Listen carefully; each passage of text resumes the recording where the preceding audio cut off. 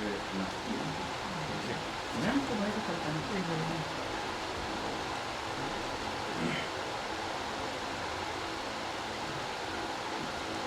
है, FIR ये FIR copy. Okay next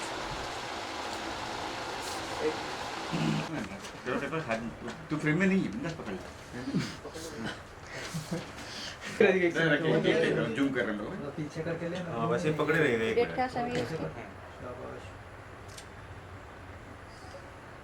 ये गाड़ी के आवाज में आपको चेक दिए वो है राइट जी। ये डेट देख इसमें क्या है? 9/11/21। 21। आप ये जनवरी की वीडियो है, मैं आपको शो करती हूँ, छोटी सी है जो इसने खुद से कबूला है। ये RC है। रिकॉर्ड देख लेते हैं फिर आगे। हाँ। ये RC है हमारी कार। ये RC ओरिजिनल आपके पास ही होगी ना? नहीं, ओरिजिनल कार में ही रखते थे हम लोग, तो साथ में ही लेके गया। उसने बोला कि अगर कोई पुलिस वाला अगर पकड़ ले तो फिर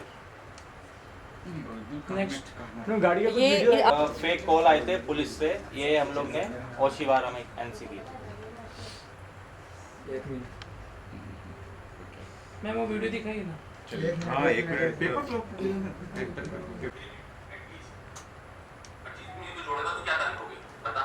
आज क्या तारीख है भाईजान? आज 24 तारीख। 24 है तो मान लीजिए चलो फरवरी की 19 तारीख। 19 फरवरी को हो गया। हाँ 19 तारीख हो गया। 7 और 26 दिन 18 को पेमेंट आ जानी चाहिए। 18 को 20 तारीख 20 तारीख 20 फरवरी हो गया। 26 दिन 27 दिन महीना भर ही हो गया। कोई बात नहीं। उसके बाद कम से कम 1 महीने और मुझे लगेगा 10 लाख के लिए 10 लाख चलेगा 20 फरवरी 20 मार्च बस 20 फरवरी और 31 मार्च। चलो 16 लाख 20 फरवरी को दे रहे हो आप और 31 मार्च को 10 लाख दे रहे हो राइट? ठीक है हलाल जो कीजिए। चलो वीडियो बना लो एक बार। बनाया भाई बना लिया। हाँ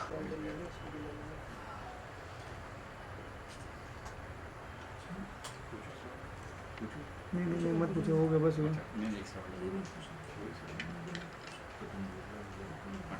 मैं थोड़ा आगे से भी दिखा दिया, आगे है फोटो उसका। फ्रंट वाला फ्रंट वाला देख रहे हैं? ये thank you. Okay thank you sir, thank you ma'am, thank you so much. हाँ पूरा मामला है, थोड़ा सा अगर उस बारे में हमारी ऑडियंस को ब्रीफ कर दे आप, इसके बाद हम लोग सवालों का सिलसिला। देखिए, सबसे पहले मैं आप सबका धन्यवाद करना चाहूँगी कि आप लोगों ने मेरे लिए कीमती समय निकाला। और दूसरा ये कि मामला तो आप लोगों को मालूम है कि गाड़ी का मैटर है मेरा, और मैं 1.5 साल से भाग रही हूँ। 9 महीने से तो कंप्लेंट के लिए मैं परेशान थी, किसी ने मेरी कंप्लेंट भी नहीं ली। अभी विशाल ठाकुर जी हैं, DCP हैं हमारे, मैं उनका तहे दिल से शुक्रिया अदा करूँगी कि उन्होंने मेरा विदिन 10 सेकेंड में मेरा केस सॉल्व किया। जो 9 महीने से दर्ज नहीं किया जा रहा था, 9 महीने से मेरा दर्ज नहीं किया जा रहा था। था। अभी आप पूछिए क्या पूछना है आपको। मैम क्या उनके इन्फ्लुएंस की वजह से केस दर्ज नहीं किया जा रहा था, या फिर क्या क्या जवाब दिए जा रहे थे उनकी तरफ से, अगर उस बारे में बता दें। अभी ये तो मैं नहीं बोल सकती हूँ, क्योंकि मैं केस दर्ज कराने जब मैं पहले 2 बार गई तो उन्होंने बहुत अच्छा रिस्पांस दिया मुझे। 3rd बार जब जिशान उसके सामने आया तो मुझे अच्छा रिस्पांस मिला नहीं, और मुझे पुलिस स्टेशन से बोल दिया आपका पर्सनल मैटर है, आप बाहर जाके बात करिए। वहाँ से मेरा मैटर क्लोज हो गया था, मैं चुपचाप वहाँ से आ गई। सेकंड थिंग कि वो फिर ओशिवारा से मुझे फ़ोन आने लगे। अब आप ये बताइए कि मैं मलाड में रहती हूँ, वो गोरेगांव में रहता है, तो मेरा ओशिवारा से क्या लेना देना है। वहाँ से मुझे इतना प्रेशर था हर चीज़ का, नहीं आप इधर नहीं जाना, ये नहीं करना, वो नहीं करना, बच्चों को धमकी आ रही है। मैंने NC तक कराई हुई है उस पुलिस स्टेशन में, लेकिन कोई एक्शन हुआ ही नहीं। फेक कॉल भी आए हैं बहुत सारे कि पुलिस मैं पुलिस हूँ, आप आओ हमें स्टेटमेंट दो। तो वो फेक कॉल था, हम लोग ने उसकी भी NC डाली हुई है, जिसकी कॉपी हमारे पास है अभी।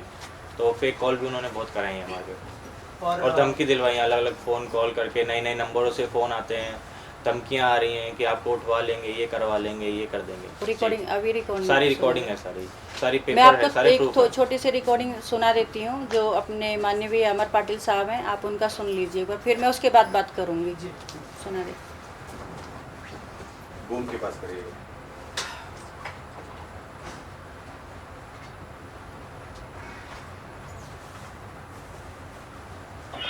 हेलो, हाँ सर बोलिए, शालिनी बोल रही हूँ। मैडम उनके घर में सभी नाम कौन कहते थे? किसके घर में? तुम्हारा नाम क्या भाई? देखो, तुम्हारा नाम क्या है भाई? दिशा।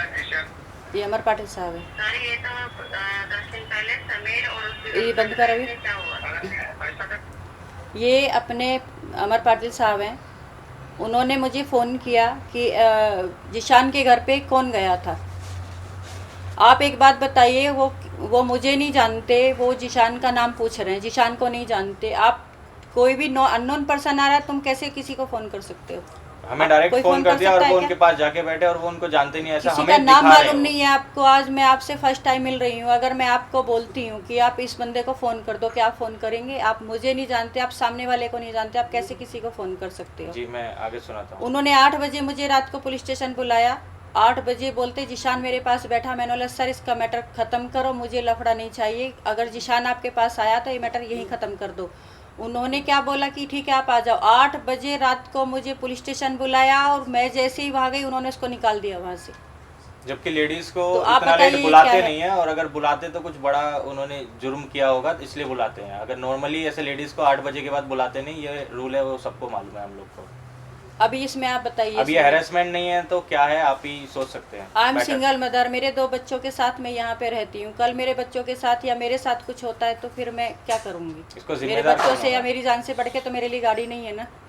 राइट। और मैम अगर गाड़ी की बात करें तो कब वो लेके गए थे, और कहा जा रहा है कि उन्होंने पैसे भी ऑफर किए थे 13 लाख रुपए, ऐसा नहीं। कहना है उनका। अगर कुछ कहना चाहे नहीं नहीं नहीं, कुछ ऑफर नहीं था। ये गाड़ी 2021 को 22 जून को लेके गया था मेरे से चैनल की मीटिंग के लिए। मेरे पास सारे एविडेंस है चैनल ये है चेक जो उन्होंने दिए हैं, ये 19 लाख रुपए के चेक है, ये नोट 19 13 लाख रुपए के चेक हैं। और इनमें जब हम लोग ने चेक कराया, एक तो सेल्फ चेक है जो कि जो अकाउंट होल्डर है वही उसमें से पेमेंट विड्रॉ कर सकता है। दूसरा उन्होंने किसी दूसरे अकाउंट का दिया जिस अकाउंट में हम कभी पेमेंट लेते नहीं हैं। और जब हम लोग ने चेक कराया तो इसमें इनसफिशिएंट फंड बताया गया, तो इसलिए हम लोग ने ये चेक डाले नहीं तो बाउंस होके फिर वो कहीं और दूसरे एड्रेस पे चले जाते जो हमारा बैंक में पुराना एड्रेस है। नहीं, 6 मंथ से इसमें पेमेंट था ही नहीं। और आज जो कोर्ट में लगाया वो पुलिस वालों ने भी वेरीफाई किया, वेरीफाई किया उन्होंने। पेमेंट था ही नहीं उसमें, वो चेक दिए हुए हैं इसमें। गाड़ी बेचने की बात तो यहाँ थी नहीं ना, यहाँ जी, जी, गाड़ी वो- लेके गए थे वो। जी। फिर आपको चेक क्यों दिया उन्होंने? चेक इसलिए दिए सर कि उसने, मैंने जब गाड़ी मांगना शुरू किया तो उसने बोला कि गाड़ी मेरे पास पैसे की प्रॉब्लम थी तो मैंने 12 लाख में किसी को दे दी।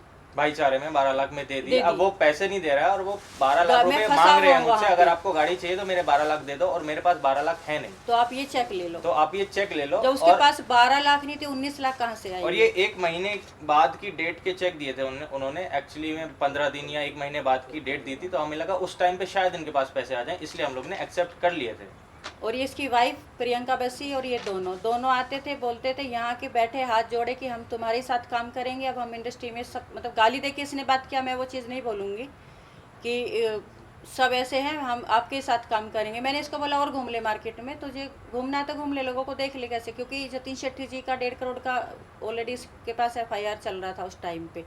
फिर भी मैंने इसको बोला, मैंने भी बोला कि तुम ये मेरा मैटर सॉल्व कर दो, गाड़ी मुझे दे दो। तो इन्होंने क्या बोला, किसी को फ़ोन लगा के दिया। एक बार ये मिला तो इसने फ़ोन लगा के दिया, कोई लाला नाम का बंदा था।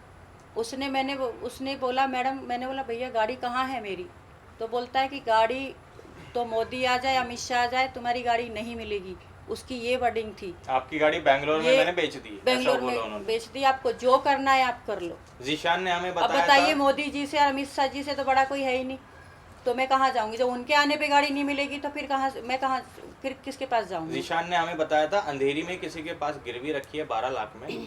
फिर कुछ दिनों बाद जब वो हमें मिला तो किसी से फ़ोन करवाया, जो लाला नाम का बंदा है, इन्होंने बताया, उसने बोला हमने बेंगलोर में भेज दी। और जब हम RTO चेक करने गए रिसेंटली तो हमें पता चला कि गाड़ी चंडीगढ़ में चली गई है, वहाँ पे ट्रांसफ़र हुई है किसी और नंबर से। गाड़ी का ये हुआ था कि मैंने बोला था यहाँ अपने मलाड में कि मैं जाके RTO में लेटर लगा देती हूँ। उन्होंने क्या बोला, अपने डिपार्टमेंट वाले ही थे, मैं नाम नहीं लूँगी, उन्होंने बोला कि नहीं वो पुलिस का काम है, आपका काम नहीं है। मैंने बोला देखो मैं अपनी तरफ से एप्लीकेशन लगा देती हूँ, क्योंकि गाड़ी मेरी मिसिंग है, कल एक्सीडेंट होता है या कुछ होता है तो मेरे ऊपर बात आएगी। तो उन्होंने क्या बोला कि नहीं आप हमें कानून मत सिखाओ, ये पुलिस का काम है, आपका काम नहीं है। आज अगर वो एप्लीकेशन वहाँ लगा देते तो गाड़ी नहीं जाती ना मेरी। और ये मैं RTO में खुद गई हूँ, RTO वालों ने मुझे बोला है कि आपने एप्लीकेशन क्यों नहीं लगाई? मैंने बोला मैंने इसलिए नहीं लगाई कि पुलिस ने मुझे नहीं जाने दिया। मेरे जब सारे रास्ते बंद कर दिए तब मैं एडिशनल CP साहब से मिली, और उन्होंने इनके पास इंक्वायरी भेजी, यहाँ मुझे 1 महीना घुमाया पुलिस स्टेशन में। 1 महीने बाद इन लोगों ने बोला कि आप सेटलमेंट कर लो। मैंने मैडम को बोला, मैडम सेटलमेंट के लिए आपके पास आया कौन? मैंने बोला जिशान आया था क्या? बोलता है नहीं जिशान नहीं आया, उसके लॉयर का फ़ोन आया। अभी आप उसके लॉयर के फ़ोन से मुझे सेटलमेंट कर रहे हो और मैं जो 9 महीने से हैरेसमेंट हो रही हूँ वो क्या? फिर मैं डीसीपी साहब के पास गई, तब उन्होंने मेरी मदद की और उन्होंने 10 सेकंड में मेरा ये किया। उन्होंने तुरंत फ़ोन किया और कल के कल उन्होंने बोला कि इनका गुनाह दाखिल करो उसका। अभी एफआईआर हुई है बट एक्शन कुछ है नहीं। उसकी बेल का ये लोग इंतज़ार कर रहे हैं कि उसकी बेल उसने डाली है, बेल होगी। और इसकी वाइफ है, वो सो कॉल्ड वाइफ है या नहीं है। इनके फादर को भी सर मैंने फ़ोन किया, मैंने सबसे हेल्प मांगी एफआईआर डालने के पहले। मैंने इनके फादर को बोला अंकल, क्योंकि मुझे ये मालूम पड़ा था कि अपने फादर की ये सुनते हैं और हर बच्चा अपने पेरेंट्स की सुनता है। मैंने बोला कि अंकल, मेरे पास उसका भी सबूत है, रिकॉर्डिंग है उसका भी। मैंने बोला अंकल मैं रिक्वेस्ट कर रही हूँ, आई एम सिंगल मदर और मेरी मेहनत की कमाई, हम लोग बहुत मेहनत करते हैं, दिन रात जागते, हमें नींद का भी पता नहीं है, हमें खाने का पता नहीं है, तो मेरी मेहनत की कमाई, आप इतना तो देखो कि मैं एक सिंगल मदर हूँ। तो उन्होंने बोला अगर ऐसा हुआ तो हमारे असूलों के ख़िलाफ़ है और मैं उससे बात करूँगा। 4 दिन 5 दिन मैंने वेट किया, उनका फ़ोन नहीं आया। मैंने उनको कॉल किया तो उन्होंने बोला कि मेरा फ़ोन नहीं उठा रहा है। मैंने बोला आपका बेटा फ़ोन नहीं उठा रहा है? मैंने बोला कोई बात नहीं अंकल, बात हो जाए तो आप मुझे बता देना। बोलते फिर मैंने 4 दिन बाद कॉल किया, बोलता नहीं मेरा फ़ोन नहीं उठा रहा है। मैंने बोला अंकल फ़ोन नहीं उठा रहा तो उसकी वाइफ को कॉल कर लो। बोलता अरे उसका शादी नहीं हुआ है, तुम क्या वाइफ बोलती हो? वो चिल्ला के फ़ोन रख दिया। अभी वो वाइफ है या क्या है आई डोंट नो, मुझे नहीं पता। अब आपका क्या मांगे, क्या? मेरा यही मांगे कि मैं 9 महीने से हैरेसमेंट हुई हूँ। 9 महीने मैंने पुलिस स्टेशन के, मेरा सारा काम छूटा है, पुलिस स्टेशन के चक्कर काटे हैं। बस मैं जिन्होंने मेरे साथ गलत किया है मैं उस चीज़ का न्याय मांगती हूँ। बस मैं डीसीपी साहब से, एडिशनल सीपी साहब से, कमिश्नर साहब से मैं यही मांग करूँगी कि मुझे न्याय मिले और मेरी गाड़ी वापस मिले, मुझे और कुछ नहीं चाहिए। हमें पेमेंट नहीं चाहिए, कुछ नहीं चाहिए। एक 1.5 साल पहले हमने गाड़ी दी थी जो उस टाइम पे 22 लाख की थी। अगर अब 19 लाख की या 18 लाख की भी होगी हमें कोई टेंशन नहीं है, हम वो कर लेंगे फॉरफिट। बट अभी हमें हमारी सिर्फ कार चाहिए और कुछ नहीं चाहिए। ये लोग हमें अलग अलग लोग से फ़ोन कराते हैं, अलग अलग अप्रोच करते हैं कि इनको बोलो सेटलमेंट कर लो, सेटलमेंट कर लो, सेटलमेंट कर लो, लेकिन हमें सिर्फ कार चाहिए। अगर सेटलमेंट करना है तो हमें हमारी कार दे दो, हमें कोई इशू नहीं है किसी से, ना हमें कभी एफआईआर डालनी थी ना हमें कुछ करना है, हमें सिर्फ कार चाहिए। हमारी कार ली थी आपने, आप वापस दे दो, सिंपल। डीसीपी साहब के पास तो मैं इसलिए गई ना क्योंकि मुझे और मेरे बच्चों को मारने की धमकी दी जा रही थी। मैंने बहुत परेशानी में अपने बच्चे पाले। मैं 4 जोड़ी कपड़े लेके मुंबई में आई थी और हम लोगों ने मेहनत कर करके, लाइजनिंग कर करके, ये सब कर करके अपना बनाया है सब कुछ। अगर आज मेरे बच्चे ही नहीं रहेंगे तो मैं क्या करूँगी? मेरे बच्चों से बढ़ के तो मेरे लिए कुछ भी नहीं है ना। मैंने फिर डीसीपी साहब से मदद मांगी और उन्होंने मेरी मदद की और उसके लिए मैं तहे दिल से शुक्रिया करती हूँ। लेकिन जो मेरी एप्लीकेशन थी उस पर एफआईआर नहीं हुई है मेरी। तो इस बीच में कभी जिशान का या फिर उनके वकील आपको कॉल आया? नहीं, मुझे कॉल नहीं आया। वो कोई बोगस पुलिस वाला बन के कि मैं ओशीवारा से बोला, उसका भी रिकॉर्डिंग है। आपने कभी ट्राई की उनसे कांटेक्ट नहीं, करने वो की? तो अमर पाटिल साहब ने बोल दिया ना कि नहीं उसके घर नहीं जाने का, उससे बात नहीं करने का, कानून करेगा। मैंने बोला सर आप सेटलमेंट करा दो, तो बोलते मैं कानून थोड़ी हूँ। अगर आप कानून नहीं हो तो फिर मैं किसके पास और जाऊँगा? आप हमें क्यों फ़ोन कर रहे हो? फिर कानून नहीं तो किस अधिकार से कर रहे हो ना? आखिर ये प्रेस कॉन्फ्रेंस देखने के बाद उनके वकील का या जिशान जी का फोन आता तो आपका फर्स्ट स्टेप क्या रहेगा? सर अभी तो पुलिस है ना, कानून है, मैंने तो उनसे मदद मांगी है। मैं इनसे कुछ नहीं चाहती, मैं गाड़ी चाहती हूँ, उनसे मेरा कुछ वो नहीं है। मेरी गाड़ी मुझे मिल जाए, मुझे इंसाफ मिल जाए, मैं बस इतनी हाथ जोड़ के रिक्वेस्ट करूँगी। क्योंकि मुझे किसी से दुश्मनी लेनी नहीं, यहाँ अपनी कोई फैमिली नहीं है, यही लोग फैमिली बनते हैं। एक यही विश्वास डेवलप होता है कि यही अपनी फैमिली। अगर इसमें विश्वासघात होगा तो आप सोचो ना, किसी अच्छे इंसान की भी हम लोग मदद नहीं कर पाएंगे। और डिपार्टमेंट ने तो ऐसे लोग इसका साथ दिया है तो प्रोफेशनल क्रिमिनल है पूरा। मैंने उनको सब दिया है, सब प्रूफ दिखाए, तब भी मेरा किसी ने नहीं सुना। और हमसे पहले भी 1.5 करोड़ की एफआईआर हुई है, जो उनको भी हम जानते हैं जिन्होंने की है, और उससे पहले भी इन पे एफआईआर हुई है कोविड से पहले 80 लाख की। फिर भी सब उसका मदद कर रहे हैं, मैंने तो सारा दिया है। उनका ही हेल्प किए जा रहे हैं। I don't know why. आपने अपनी गाड़ी दी थी उन्हें चलाने के लिए, तो जाहिर सी बात है कि आपकी उनके साथ अच्छी बॉन्डिंग होगी जी। तो आप लोग कहाँ मिले, क्या क्या प्रोजेक्ट साथ में किए, उसके बारे में कुछ बताना चाहोगे? बॉन्डिंग, फैमिली रिलेशन बन जाते हैं ना जब आप किसी के साथ 4 से 5 साल काम करते हो, तो फैमिली रिलेशन हो जाते हैं। वो मिले थे मुझे, अंधेरी मिले थे मेरे क्लब पे, किसी ने मिलाया था उनको, तो मैंने भी देखा उनका प्रोफाइल। आजकल क्या हम किसी को जानना चाहते हैं तो गूगल पे उस पे हम लोग चेक करते हैं कि बंदा कौन है, तो अच्छा रिस्पांस था। तो टैलेंटेड बंदा है, ऐसा नहीं, मैं आज भी बोलूँगी वो टैलेंटेड है, ये नहीं बोलूँगी कि उसने किया। अब क्या कर रहा है क्या नहीं कर रहा है वो मुझे नहीं पता है। तो हमने सोचा चलो आया है बंदा, साथ में काम कर लेते। काम तो अब इंडस्ट्री में हम लोग तो काम तो करना ही है ना, किसी के साथ तो करना ही था ना। हमारे गांव से तो कोई आएगा नहीं कि हम उसके साथ काम करेंगे। काम किया, साथ में अच्छी बॉन्डिंग थी, ऑफिस पे आना जाना, घर पे आना जाना, खाना लंच डिनर साथ में। उसकी वाइफ हमेशा प्रियंका साथ में रहती थी, इतनी अच्छी बॉन्डिंग हो गई थी। तो मतलब शक की तो गुंजाइश ही नहीं थी वहाँ पे। जब एक फैमिली बन जाती तो उसमें शक कहाँ से आता है, या फिर आप रिलेशन मत रखो किसी से, अगर शक बीच में आता है तो फिर वहाँ आप विश्वास नहीं कर सकते, रिलेशन नहीं हो पाता वो। और प्रोजेक्ट्स के बारे में जो आप दोनों ने साथ में किया? प्रोजेक्ट हम लोग मिले थे क्राइम पेट्रोल के लिए, वो हमने साथ में किया। उसके बाद हमने एक हलाल एरोज नाव पे मूवी की थी। उसके बाद एक और डॉक्टर डॉन ये कर रहा था, तो उसमें भी इसने चीटिंग किया मेरे साथ। बट मैंने बोला ठीक है कोई बात नहीं, कर ले, तुझे जिसके साथ काम करना है कर ले। वो भी छोड़ दिया। फिर दोबारा घूम घाम के आया यहाँ पे मेरे पास। तो समीर बोला मम्मी देख लो ना, हो सकता है दिमाग चेंज हो गया होगा, तब ये गाड़ी लेके गया है। अब ये कौन से माइंड से आया है, क्या इसने किया है पूरा पुलिस अपने। इसने मुझे एक बात और बोली थी बीच में, जब मैं मिली थी इसको, मैंने बोला था गाड़ी कहाँ है, जब से लाला से बात करे तो बोलता है जवाहर पाटिल साहब के पास गाड़ी है, ले लो वहाँ से। तो मुझे बहुत गुस्सा आया कि आप बताओ मैंने गाड़ी तुमको दी कि अमर पाटिल को दी है। और हमको धमकी देते हैं कि तुझे मिलना है ना, ठीक है मैं अमर पाटिल साहब के तुम्हारे घर पे लेके आता हूँ अमर पाटिल, और अगर मेरे घर पे नहीं आ सकता तो मैं तेरे घर पे लेके आता हूँ। मैंने अमर तुझे पाटिल बहुत शौक है मेरे से मिलने का। अमर पाटिल साहब को भी मैंने मैसेज डाले, मिली जीशान कादरी पे बहुत मेहरबान हो रहे सर आप, क्या बात है। तो मुझे कुछ वो नहीं था। फिर मैंने मिलके भी बोला उनको सर आप क्रिमिनल का साथ दे रहे हो, मेरा तो देखो। और ओशीवारा में घसीटा जा रहा है मुझे बार-बार, क्योंकि वहाँ उसकी पहचान थी। मेरे पास ये भी रिकॉर्डिंग है कि अमर पाटिल साहब ने ये बोला है, जीशान को सामने ही बैठा था, फ़ोन पे बात हुई थी हमारी, उसने ये पाटिल साहब ने ये भी बोला कि आज के बाद इनको मेरा नाम लेके फ़ोन मत करना। मतलब उसने किए हैं, ये उसका प्रूफ है कि उसने हमें कराए हैं। तो उन्होंने बोला आज के बाद मेरा नाम लेके तो फ़ोन नहीं करेगा इनको, कि मैं पाटिल साहब को मिलाता हूँ, ये कराता वो कराता हूँ। तो जैसा कि आपने बताया 9 महीने से आप पुलिस स्टेशन दौड़ रही थी, तो ये एक तरह का पुलिस पे पड़ रहा दबाव है जो आपको साथ नहीं दे रहा था? जी बोल सकते हैं कि पुलिस पे दबाव, मैं क्या बोलूँ, आप पुलिस पे दबाव पड़ा होगा किसी न किसी तरीके से, जो हमारी एफआईआर नहीं ली गई, जो कि एक चोरी का केस बनता है, जो एक हैरेसमेंट का केस बनता है, बहुत सारी धाराएं लग सकती हैं, मुझे उसका नॉलेज नहीं है।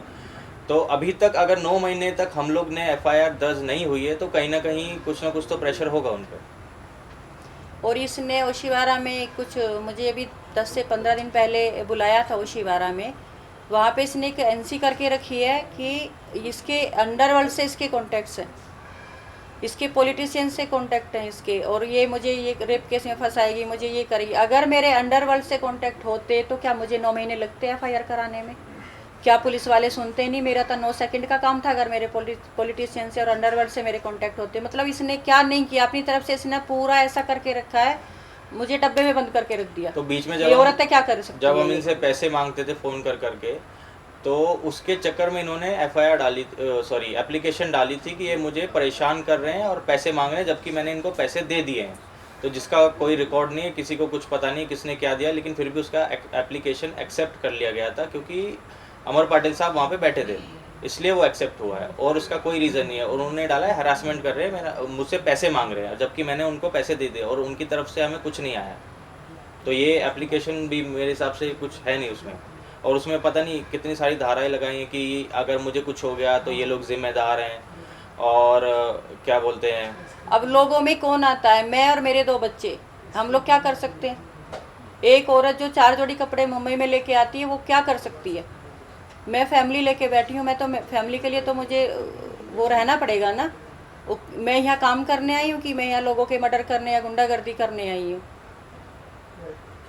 जब एक सवाल मेरा ये भी है कि बहुत लंबा प्रोसेस चला गया है अभी जो केस है वो फिलहाल क्या ओशीवारा में ही है या फिर मलाड में आपने शिफ्ट किया है, और अभी क्या चीज़ें आप कर रही है, और क्या फिल्म से जुड़े हुए जो लोग हैं वो आपकी किसी तरह से मदद कर रहे हैं या आपके है ना फेडरेशन के?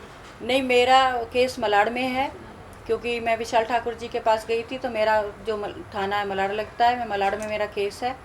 पुलिस की तरफ से अभी मेरा कुछ है नहीं, मतलब मुझे कुछ वो मिला नहीं है। और जो इंडस्ट्री के लोग हैं अभी मेरे किसी से कोई बात नहीं है, मैं किसी से बात नहीं कर रही। और जो उनके फ्रेंड्स हैं, जैसे अनुराग कश्यप की बात करें या फिर जो गैंग्स ऑफ वासेपुर को लेके जो एक्टर्स है, क्या उनसे कभी कांटेक्ट करने की कोशिश की आपने उनको? नहीं नहीं, मैंने नहीं की। जहाँ तक मेरा जानना है, जहाँ तक मैं जानता हूँ ज़ीशान कादरी को, जब हमसे वो मिले थे तब उनके ऑलरेडी अनुराग कश्यप जी से कांटेक्ट टूट चुके थे, जहाँ तक मैं जानता हूँ। हमने किसी से कांटेक्ट करने की कोशिश नहीं की है, क्योंकि हमारा मतलब तो ज़ीशान से था, हमारी गाड़ी वो लेके गया था, तो हमें हमारे उनको बेचारों को हम लोग क्यों वो करें परेशान। उनका सवाल था कि फेडरेशन ने आपने कंप्लेंट वगैरह नहीं की, क्योंकि फेडरेशन अपना होता है, यूनियन यूनियन अपना है, वहाँ कहीं कुछ इंडस्ट्री की बात है ना। यूनियन में मेरे पहचान के हैं, लेकिन उन्होंने बोला था कि ये जो कंप्लेंट है पैसे की मुझे दे दो, लेकिन कार की तो वहीं जाएगी, थाने में ही जाएगी। अगर कुछ वो आगे शूट करें या कुछ भी करें तो वो उनका वो हैंडल करेंगे, लेकिन कार का जो है वो पुलिस केस बनता है। क्योंकि